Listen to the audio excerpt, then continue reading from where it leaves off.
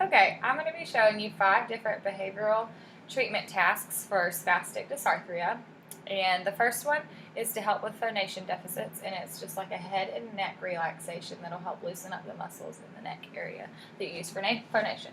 So first I'm going to ask you to tilt your head all the way forward, and for each of these you would typically hold it for about 10 seconds. So you would hold it here for 10 seconds, and then if you'll tilt it back, you'll hold it back as far as you can for 10 seconds, and then to the left,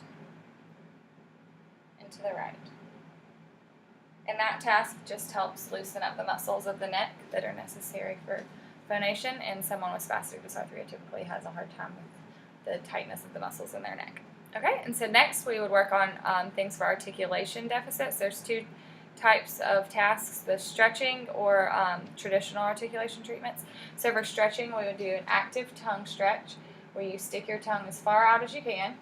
And for each of these, you would also hold for about 10 seconds. So try to touch the tip of your nose, and then your chin, and then from the left side and the right side.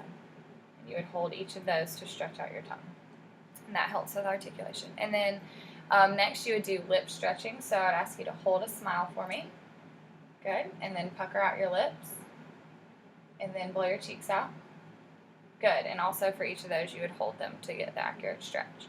Okay, and so for traditional articulation treatments, these increase the awareness of errors and then help you to get proper phonation, proper phoneme production. So the first one is an intelligibility drill, and I'm going to ask you to read a passage. I'm going to turn the opposite direction to where I can't see your face or your lips, and I want you to read the passage for me, and I'm going to decide whether or not you said it correctly, okay?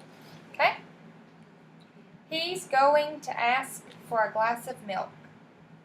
When you give him the milk. Good. Okay, and if you would have made any errors there, I would have asked you where you thought that you made the errors and asked you to try it again. And that just helps them to self-monitor and be aware of errors. Okay, and then the next one is minimum pair contrast, and that's where you read a list of minimum pairs and you make a distinction between the two. So could you read these for me? Okay.